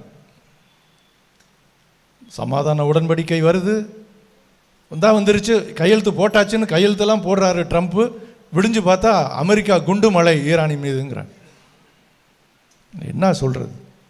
அப்படின்னு குண்டு மலையை போட்டு ஈரான் ஒப்பந்தம் செய்வதற்கு கெஞ்சுகிறது அப்படின்னு ஒரு டயலாக் ஒன்று விடுறாரு எக்ஸ் தளத்தில். இந்த மாதிரியே ட்ரம்ப் பண்ணிக்கிட்டு இருக்கார். ஈரானில் என்ன சொல்கிறாங்கங்கிறது ஊடகத்துலேயும் வர்றதில்லை. அவங்க பார்த்தீங்கன்னா இவர் இங்கிட்டு போய் தாக்குனாருன்னா அவங்க வளைகுடா நாடுகளை போய் தாக்குறாங்க. அவங்க எங்கே அமெரிக்கா வரைக்கும் விடுறதுக்கு ஏவுகணை அவங்களுக்கு சத்து இல்லை. பக்கத்தில் இருக்கிற வளைகுடா நாடுகளில் அமெரிக்காவினுடைய இராணுவ தளங்கள் இருக்கிறது, அதை தாக்குகிறோம் என்று தாக்குறாங்க. இந்த போர் முடிவுக்கு வருவதற்கு வழி இருக்கிறதா இல்லையா? வழி உண்டா இல்லையா? வழி உண்டு. ரஷ்யாவுக்கும் உக்ரைனுக்கும் நடக்கிற போர் எத்தனை ஆண்டுகளாக நடக்கிறது? 2002 நடக்குது, 4 ஆண்டுகள். ஆனால் உண்மையாகவே இந்த போர் தொடங்கிய காலம் 12 ஆண்டுகளுக்கு முன்பு. உக்ரைனில் இருந்த கிரீமியா என்ற பகுதியை ரஷ்யா ஆக்கிரமித்த பொழுது இந்த போர் தொடங்கிவிட்டது. 12 ஆண்டுகள் ஆகிவிட்டது. இந்த போருக்கு முடிவு உண்டா இல்லையா? உண்டு. ஒரே தீர்வு தான் உண்டு. அந்த தீர்வு என்ன என்றால் சமாதானம், சமாதான உடன்படிக்கை. சமாதான உடன்படிக்கை வர வேண்டும் என்று சொன்னால் அதற்கு தேவையானது உரையாடல். உரையாடல், டயலாக், பேச்சுவார்த்தை. இது ஒன்றுதான் மனித சமுதாயத்தை காப்பாற்றக்கூடிய ஒரே தீர்வு. எல்லா பிரச்சனைகளுக்குமான ஒரே நிவாரணி உரையாடல், டயலாக். பேச வேண்டும். ஏன் பேச வேண்டும் என்று சொன்னால், நான் நினைப்பது ஒன்று, நீ நினைப்பது ஒன்று, அவன் நினைப்பது ஒன்று, அவள் நினைப்பது வேறொன்று. எல்லாரும் ஒரே மாதிரியாக நினைப்பதில்லை. ஒவ்வொருவருக்கும் ஒரு பார்வை, பார்வைகள் பலவிதம், ஒவ்வொன்றும் ஒரு விதம். எல்லா பார்வைகளும் ஒரே மாதிரியாக இருப்பதில்லை. கிறிஸ்தவ மதம் என்று சொன்னால் அது ஒரு பார்வை, இந்து மதம் என்று சொன்னால் அது ஒரு பார்வை, இஸ்லாமியம் என்று சொன்னால் அது ஒரு பார்வை, புத்த மதத்திற்கு ஒரு பார்வை, சமண மதத்திற்கு ஒரு பார்வை. ஒவ்வொரு பார்வையில் இறைவனை பார்ப்பதால் தான் ஒவ்வொரு மதங்கள் தோன்றுகின்றன. அப்போ ஒருவரோடு ஒருவர் வெறுப்பை கக்கி வாழ்வதை விட, குறை சொல்லி வாழ்வதை விட, குற்றம் கண்டுபிடிப்பதை விட, அடுத்தவர்களிடத்தில் என்ன நன்மை இருக்கிறது, அவர்களிடத்தில் என்ன நல்ல செய்தி இருக்கிறது என்பதை கவனித்து அதை பாராட்டுவதற்கும் போற்றுவதற்கும் நட்புடன் உறவாடுவதற்கும் உரையாடலை நாம் தொடங்கினோம் என்று சொன்னால் அது வாழ்வு. அதுதான் வாழ்வினுடைய அடிப்படை இலக்கணம். ஒற்றை மதம், ஒற்றை கலாச்சாரம், ஒற்றை மொழி, ஒற்றை இனம் என்று இங்கே மனித சமுதாயத்திலே வாழ முடியாது. பன்முகத்தன்மை, பன்மைத்துவம், கடவுளுடைய படைப்பிலேயே விதவிதமான உயிர்களை, விதவிதமான இயற்கை அமைப்புகளை வைத்துத்தான், மனிதர்களிடத்திலும் விதவிதமான எண்ணங்களை வைத்துத்தான் கடவுள் படைத்திருக்கிறார். ஆனாலும் எல்லா உயிர்களும் வாழ வேண்டும், எல்லா மனிதர்களும் ஒளி வீச வேண்டும் என்று அன்பிற்குரிய ஒரு தந்தையாக, தாயாக இருந்து அனைத்து உயிர்களையும், அனைத்து மனிதர்களையும் அவர் காத்து வருகின்றார். அப்படிப்பட்ட தந்தையின் பிள்ளைகளாக இருந்து எந்த மதத்தை சார்ந்தவர்களாக இருந்தாலும், எந்த இனத்தை சார்ந்தவர்களாக இருந்தாலும், எந்த கருத்தை சார்ந்தவர்களாக இருந்தாலும், எந்த அரசியல் மார்க்கத்தை அவர்கள் கொண்டிருந்தாலும், என்ன ஐடியாலஜிக்கல் டிஃபரன்ஸிலே அவர்கள் இருந்தாலும், எந்த கட்சியை சார்ந்தவர்களாக இருந்தாலும், எல்லாரையும் மதிப்புடனும் மரியாதையுடனும் நோக்கி உரையாடலை ஆரோக்கியமாக நடத்தி பேச்சுவார்த்தையின் வழியாக ஒருவர் ஒருவரை புரிந்து கொள்ளவும், இயன்ற இடத்திலெல்லாம் ஒருவர் ஒருவரை சம்மதம் தெரிவிப்பது, சம்மதம் தெரிவிக்காத முடியாத இடங்களிலெல்லாம் வேறுபடுகிறேன் என்பதை ஆரோக்கியமாக சொல்லி வேறுபாடுகளையும் ஏற்றுக்கொண்டு வாழ்கின்ற வாழ்வுதான் வாழ்வினுடைய இலக்கணம். அன்பார்ந்த சகோதரிகளே, சகோதரர்களே, இத்தகைய உரையாடலை ஆண்டவர் இயேசு நம்மிடம் முன்மொழிகிறார். அவரே செய்து காண்பித்த அந்த வாழ்வு, மன்னித்த அந்த வாழ்வு, அறியாமையில்தான் நாம் எல்லாரும் இருக்கிறோம், எல்லாம் தெரிந்தவர்கள் இல்லை என்கின்ற ஏற்றுக்கொள்ளுகின்ற அந்த பாங்கு, இதை நம்முடைய நாட்டின் தந்தை, தேச தந்தை அண்ணல் காந்தியடிகள் முழுமையாக விவிலியத்தை வாசித்து, குறிப்பாக மலை பொழிவை அவர் வாசித்து, அஹிம்சை, நான் வயலன்ஸ் என்கின்ற அந்த கொள்கையை தன்னுடைய அரசியல் கொள்கையாக, வாழ்க்கையின் கொள்கையாக வகுத்து கொண்டு வாழ்ந்து காண்பித்தார்.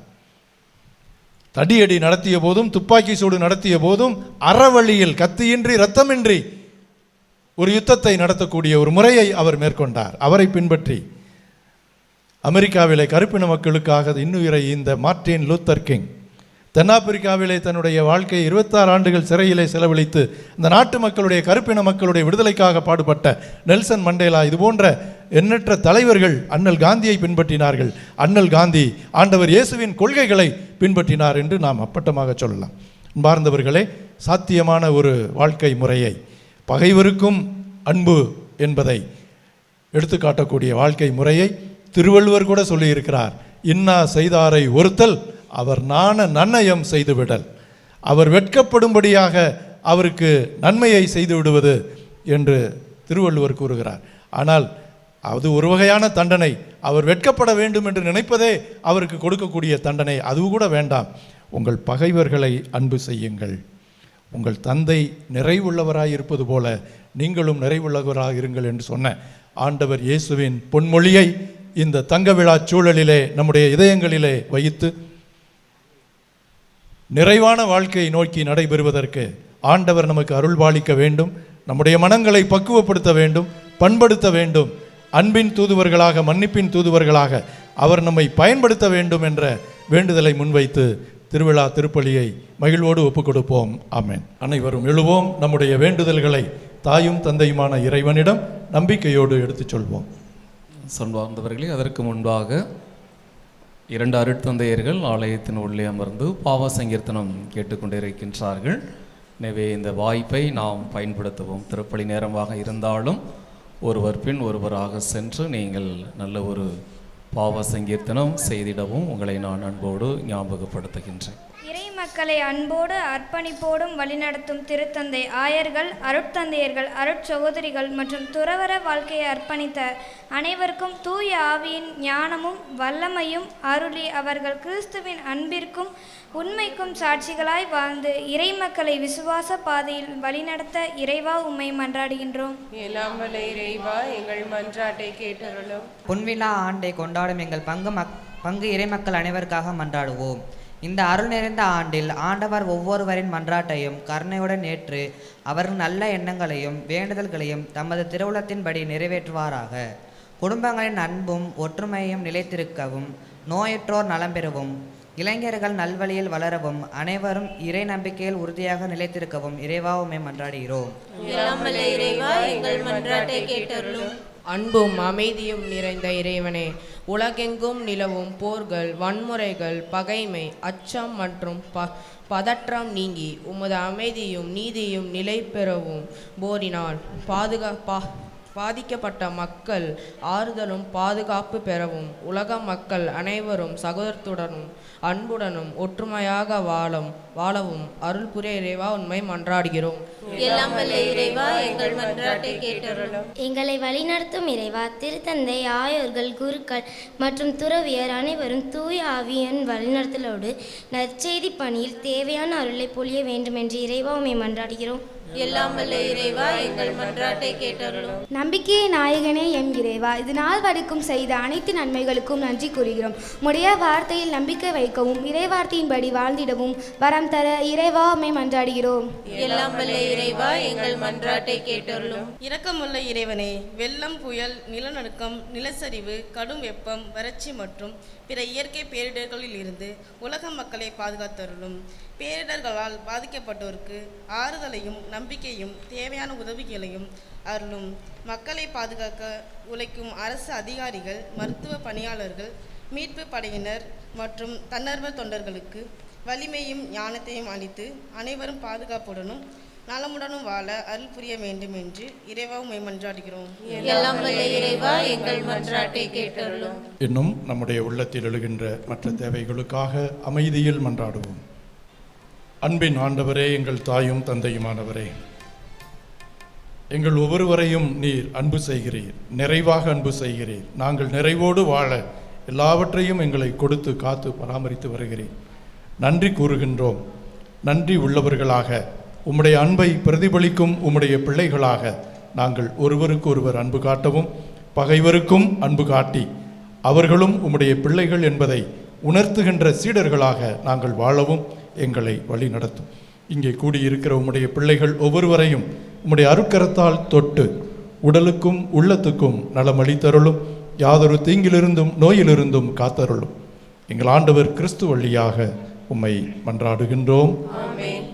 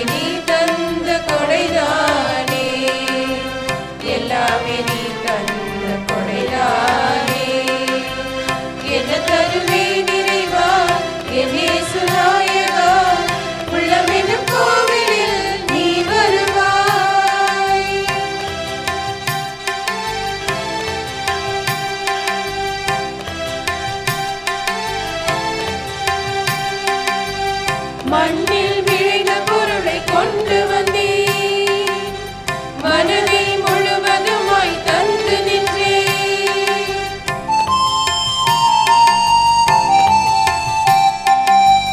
கோதுமை மணி போல நானும் வந்தே,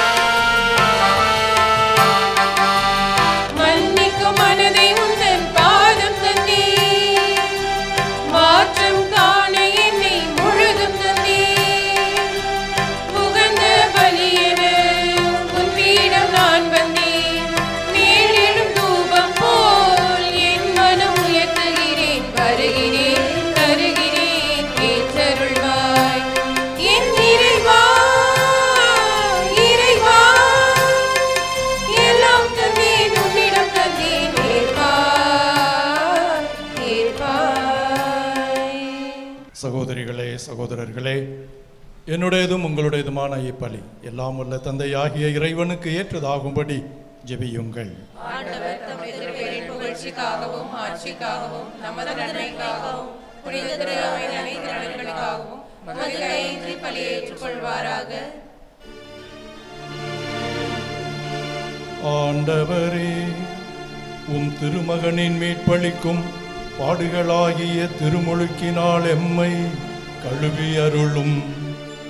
உமது திருவுளப்படி திருத்தூதர்களுள் முதலாக கிறிஸ்துவின் துன்பக் கிண்ணத்தில் பருகிய புனித யாக்கோபின் விழாவில் உமக்கு உகந்த பலியை நாங்கள் ஒப்பு கொடுப்போமாக. எங்கள் ஆண்டவர் கிறிஸ்து வழியாக உம்மை மன்றாடுகின்றோம்.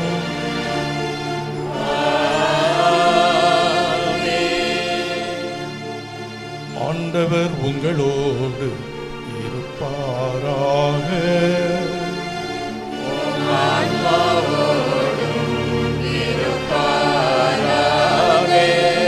இதயங்களை மேலே எழுப்புங்கள்.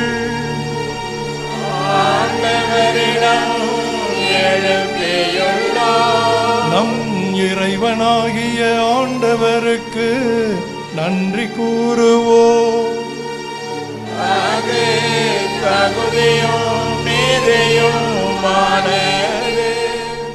ஆண்டவரே, தூயவரான தந்தையே, என்றுமுள்ள எல்லாம் வல்ல இறைவா, எந்நாளும் எவ்விடத்திலும் நாங்கள் உமக்கு நன்றி செலுத்துவது மெய்யாகவே தகுதியும் நீதியும் ஆகும். எங்கள் கடமையும் மீட்புக்குரிய செயலுமாகும். என்றுமுள்ள ஆயரே, உமது மந்தையை நீர் கைவிட்டு விடாமல் உம் புனித திருத்தூதர் வழியாக என்றும் கண்காணித்து வருகின்றீர். அதனால் அதனை ஆள்வதற்கு உம் திருமகனின் பதிலாளிகளாகவும் மந்தையை வழிநடத்தும் முதன்மையாயர்களாகவும் நீர் அவர்களை நியமித்தீர். ஆகவே வானதூதர் முதன்மை வானதூதரோடும் அரியணையில் அமர்வோர் தலைமை தாங்குவோரோடும் வான்படைகளின் அணிகள் அனைத்தோடும் சேர்ந்து நாங்கள் உமது மாட்சியை புகழ்ந்து பாடி முடிவின்றி பாடுவதாவது: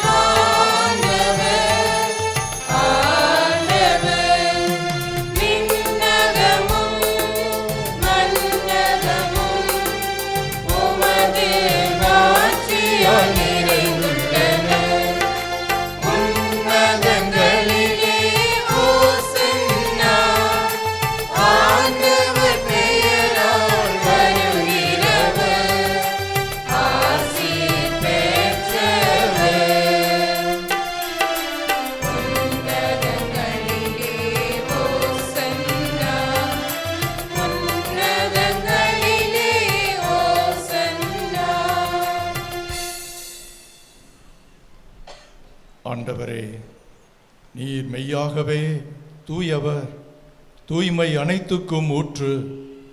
ஆகவே உம்முடைய ஆவியை பொழிந்து இக்காணிக்கைகளை தூய்மைப்படுத்த உம்மை வேண்டுகின்றோம். இவ்வாறு எங்கள் ஆண்டவர் இயேசு கிறிஸ்துவின் உடலும் இரத்தமுமாக எங்களுக்கு இவை மாறுவனவாக. அவர் பாடுபட உளம் கனிந்து தம்மை கையளித்த போது அப்பத்தை எடுத்து நன்றி செலுத்தி வாழ்த்துரைத்து அதை பிட்டு தம் சீடருக்கு அளித்து அவர் கூறியதாவது: அனைவரும் இதிலிருந்து பெற்று உண்ணுங்கள், ஏனெனில் இது உங்களுக்காக கையளிக்கப்படும் என்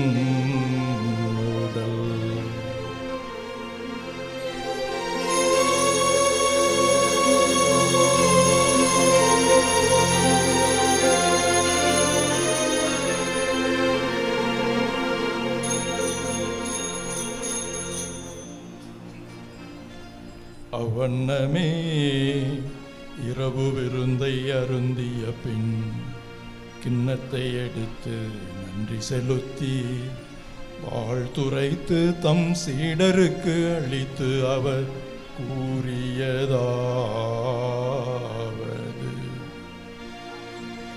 அனைவரும் இதிலிருந்து பெற்று பருகுங்கள், ஏனெனில் இது புதிய நிலையான உடன்படிக்கைக்குரிய என் இரத்தத்தின் கிண்ணம். இது பாவ மன்னிப்புக்கென்று உங்களுக்காகவும் பலருக்காகவும் சிந்தப்படும். இதை என் நினைவாகச் செய்யுங்கள்.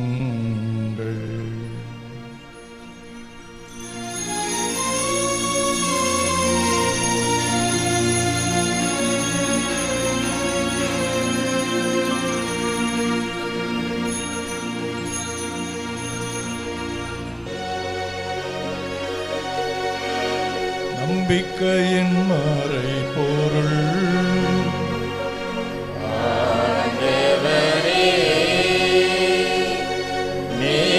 வருவளவும் உமது இறப்பினை அறிக்கையிடுகின்றோம்,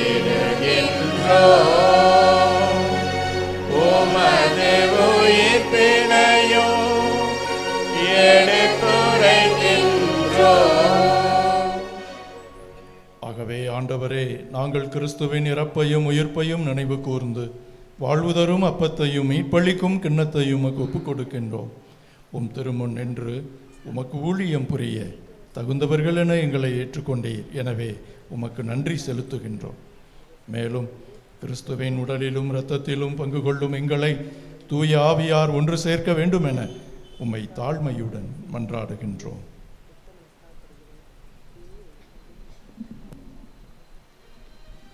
ஆண்டவரே, உலகெங்கும் பரவி இருக்கும் உமது திரு அவை நினைவு கூர்ந்தருளும்.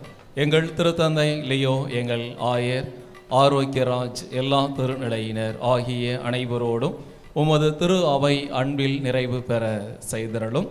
சிறப்பாக பொன்னிலா ஆண்டின் 3ஆம் நவநாள் திருப்பலியில் பங்கெடுத்து ஜெபித்து கொண்டிருக்கின்ற உம் பிள்ளைகள் எங்கள் ஒவ்வொருவரையும் இன்றைய நாளில் இந்த வழிபாட்டை சிறப்பிக்கின்ற அன்னை தெரசா அன்பிய குடும்பங்கள், புனித தோமா அன்பிய குடும்பங்களை நிறைவாக ஆசிர்வதித்தும், திருப்பலி ஒப்பு கொடுத்து ஜெபிக்கின்ற அனைத்து குடும்பங்களை ஆசிர்வதித்தும், நாங்கள் முன்வைக்கின்ற எல்லா வேண்டுதல்களுக்கும் உடைய இரக்கத்தினாலும் பேரன்பினாலும் நாங்கள் பெற்றுக்கொள்ள அருள் புரிவீராக.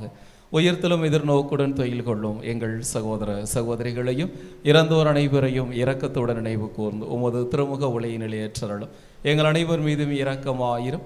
கடவுளின் கன்னித்தாயான புனித மரியா, அவருடைய கணவரான புனித யோசேப்பு, புனித திருத்தூதர்கள், இவ்வுலகில் உமக்கு உகந்தவராக இருந்தோர், எங்கள் பாதுகாவலர் புனித சந்தியாகப்பர் ஆகிய புனிதர் அனைவருடனும் நாங்கள் நிலை வாழ்வில் பங்கு கொள்ளும் தகுதி பெற்று உம் திருமகன் இயேசு கிறிஸ்து வழியாக உம்மை புகழ்ந்தேத்தும் வரமருள உம்மை மன்றாடுகின்றோம்.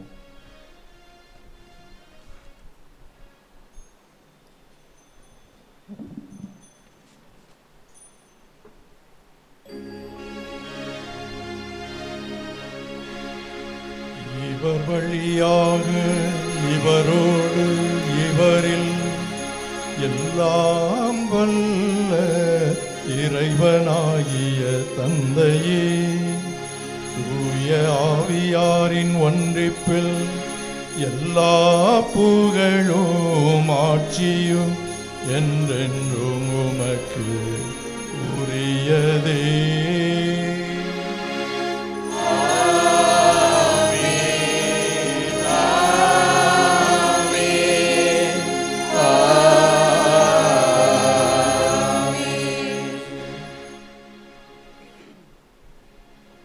எங்களுக்கு எதிராக குற்றம் செய்வோரை நாங்கள் மன்னிப்பது போல என்ற வார்த்தைகளை உச்சரிக்கும் போது உணர்ந்து தெளிந்து தந்தையாகிய இறைவனை நோக்கி மன்றாடுவோம். விண்ணுலகில் இருக்கிற தந்தையே, உமது பெயர் தூயதென போற்ற பெறுக, உமது ஆட்சி வருக, உமது திருவுளம் விண்ணுலகில் நிறைவேறுவது போல மண்ணுலகிலும் நிறைவேறுக. எங்கள் அன்றாட உணவை இன்று எங்களுக்கு தாரும். எங்களுக்கு எதிராக குற்றம் செய்வோரை நாங்கள் மன்னிப்பது போல எங்கள் குற்றங்களை மன்னியும். எங்களை சோதனைக்கு உட்படுத்தாதேயும், தீயோரிடமிருந்து எங்களை விடுவித்தரும். ஆண்டவரே, தீமை அனைத்திலிருந்தும் எங்களை விடுவித்து எங்கள் வாழ்நாளில் அமைதியை கனிவுடன் அருள உம்மை மன்றாடுகின்றோம். உமது இரக்கத்தின் உதவியால் நாங்கள் பாவத்திலிருந்து எப்போதும் விடுதலை பெற்று யாதொரு கலக்கமும் இன்றி நலமாயிருப்போமாக. நாங்கள் எதிர்நோக்கி இருக்கும் பேரின்பத்துக்காகவும் எம் மீட்பராகிய இயேசு கிறிஸ்துவின் வருகைக்காகவும் காத்திருக்கின்றோம். ஆண்டவரே இயேசு கிறிஸ்துவே, அமைதியை உங்களுக்கு விட்டு செல்கின்றேன், என் அமைதியையே உங்களுக்கு அளிக்கின்றேன் என்று திருத்தூதருக்கு மொழிந்தீரே. எங்கள் பாவங்களை பாராமல் உமது திரு அவையின் நம்பிக்கையை கண்ணோக்கி உமது திருவுளத்துக்கேற்ப அதற்கு அமைதியையும் ஒற்றுமையையும் அளித்தருள்வீராக. என்றென்றும் வாழ்ந்து ஆட்சி செய்கின்றவர் நீரே. ஆண்டவருடைய அமைதி உங்களோடு என்றும் இருப்பதாக. ஒருவருக்கொருவர் அமைதியை பகிர்ந்து கொள்வோம்.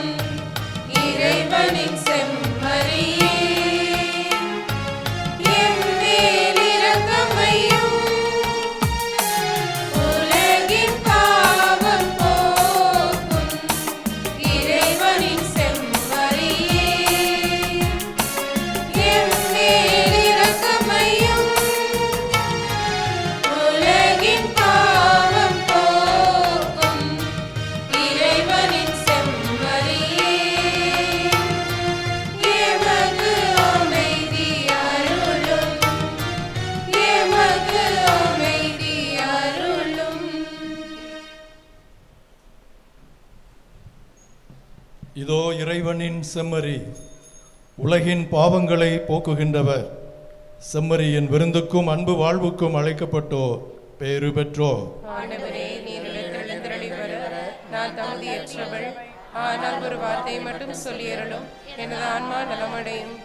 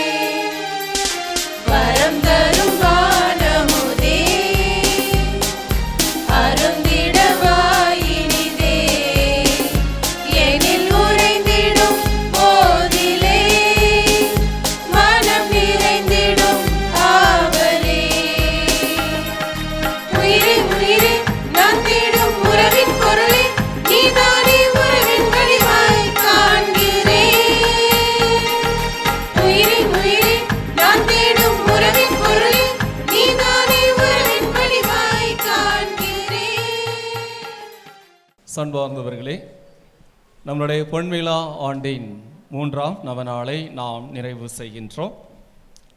இன்றைய விருந்தினர் நம்முடைய முன்னாள் பங்கு தந்தையும் முதல் பங்கு தந்தையுமான அருள் தந்தை சார்லஸ் அவர்கள் நம்முடைய பங்கிலே ஆற்றிய பணிகளை நினைவு கூற இருக்கின்றோம். அவருக்கு நாம் சிறப்பான நிலையில் நன்றி சொல்ல இருக்கின்றோம்.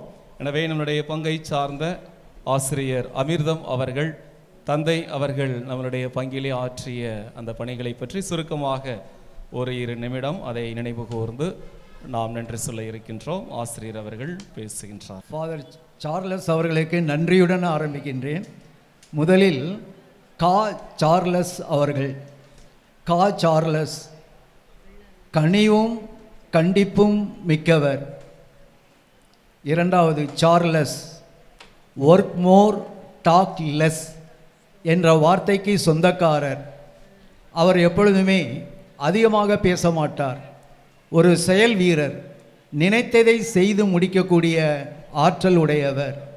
ஒரு உதாரணம் என்னவென்றால், இப்பொழுது தான் இளைஞர்கள் மிக சக்தி மிக்கவர்கள், ஆட்சியே மாற்றக்கூடியவர்கள் அப்படின்னு சொல்லிட்டு இருக்கிறோம். ஏறக்குறைய 23 வருஷத்துக்கு முன்பாகவே இளைஞர்களுக்கு ஆற்றல் உண்டு என்பதை நிரூபித்தவர் நமது முன்னாள் பங்கு தந்தை அவர்கள்.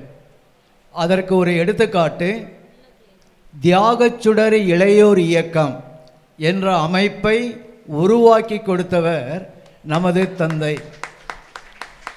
இப்போ தெரியும் அவங்க எந்த அளவுக்கு நம்ம பங்கிற்கு உபயோகமாக இருக்கிறார்கள். அவர்களுடைய அந்த இள இரத்தத்தை அன்றே கண்டுபிடித்தவர் யார் என்றால் நமது முன்னாள் பங்கு தந்தை அவர்கள்.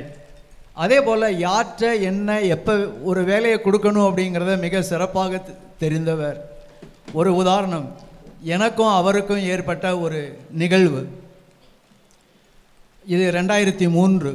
நான் இப்போ சர்வீஸில் இருக்கிறேன். நான் சர்ச்சுக்கு கொஞ்சம் லேட்டாக வந்தேன், வேலைக்கு போயிட்டு. ஃபாதர் அதை பார்த்துட்டார், என்னை கூப்பிட்டு கேட்குறாரு, ஏன் சார் கொஞ்சம் சீக்கிரம் வர முடியாதா? வழக்கம் போல் எல்லோரும் சொல்கிற மாதிரி, இல்லை ஃபாதர் அங்கே போனேன் இங்கே போனேன் லேட் ஆகிடுச்சு. ஒரு அருமையான வார்த்தை எனக்கு சொல்லி கொடுத்தாரு, டைம் மேனேஜ்மெண்ட். உங்களுக்கும் அதே 24 மணி நேரம்தான். நீங்கள் தான் என்ன பண்ணியிருக்கணும் அப்படின்னா, எத்தனை மணிக்கு எங்கே போகணும், எங்கே வரணும், சர்ச்சில் எத்தனை மணிக்கு இருக்கணுங்கிறத பிளான் பண்ண வேண்டியது உங்களுடைய டியூட்டி. ஃபாதருக்கு எனக்கு சொன்னது ஞாபகம் இருக்கா என்னன்னு தெரியல, பட் ஐ ரிமெம்பர்ட் இட். புரியுதா? அடுத்து இந்த தலைப்புக்கு ஏற்ற மாதிரி இன்றைக்கு மறையுரை எவ்வளவு அருமையாக கொண்டு போனாருன்னு பாருங்கள். மனித இயல்பிலிருந்து இறை இயல்புக்கு மாறுவது எப்படி?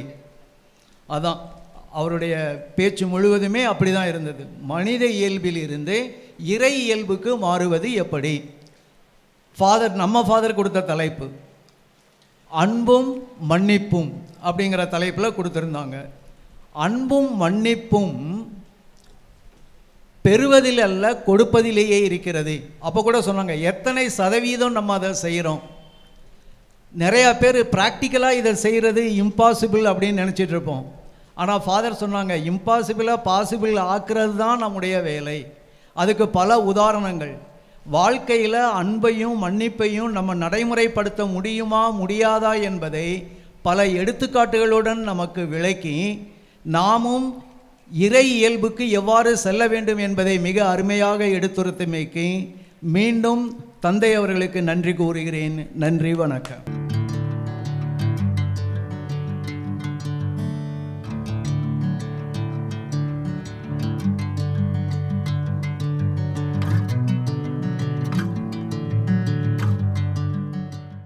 சன்பார்ந்தவர்களே, நம்மளுடைய பொன்விழா ஆண்டின் 3ஆம் நவநாளை நாம் மகிழ்ச்சியோடு நிறைவு செய்கின்றோம்.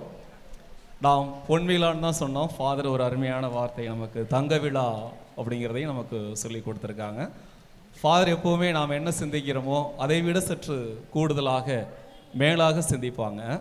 அன்பும் மன்னிப்பும் கிறிஸ்தவ வாழ்வின் அடையாளம் நாம் சொன்னோம்னா அது அருள் அடையாளம் அப்படின்னே நம்ம சொல்லலாம் அப்படின்னாங்க. அதே போல் ஃபாதர் வந்தோடனையும் முன்னாள் பங்கு தந்தை அப்படின்ட்டு இன்னொரு ஃபாதருக்கு நான் இன்ட்ரடியூஸ் பண்ணேன். அப்புறம் முதல் பங்கு தந்தையும் அவர் தான் சொல்லும்போது ஃபாதர் சொன்னாங்க, நீங்கள் என்னை முதல் பங்கு தந்தைனே சொல்லுங்கள் அப்படின்னாங்க.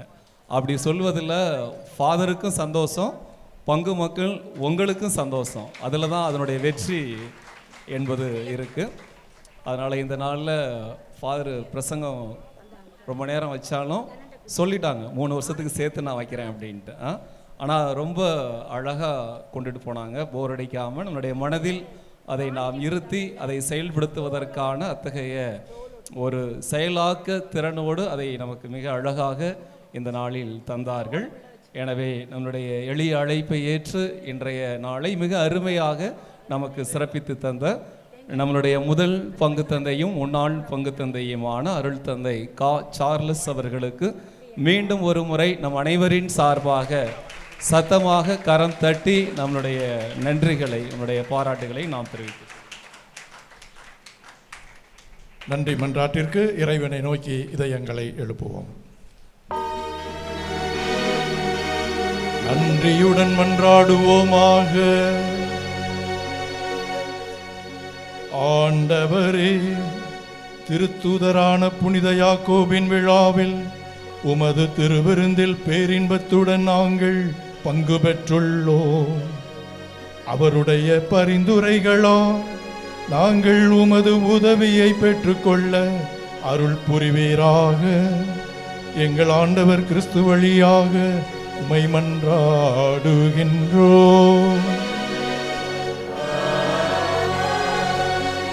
ஆண்டவர் உங்களோடு இருப்பாராக.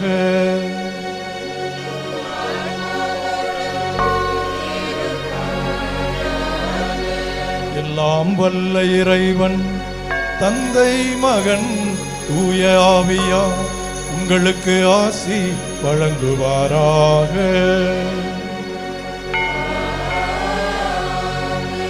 நன்றியுடனும் நம்பிக்கையுடனும் சென்று வாருங்கள். திருப்பலி நிறைவேறிற்று.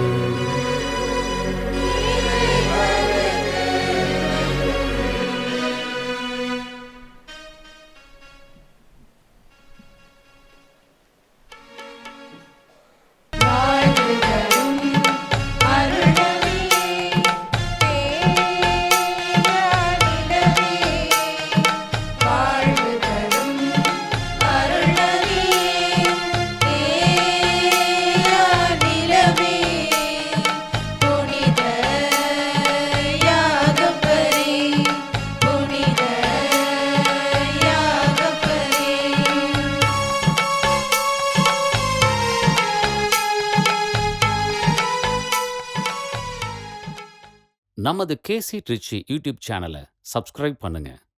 Like, share and comment.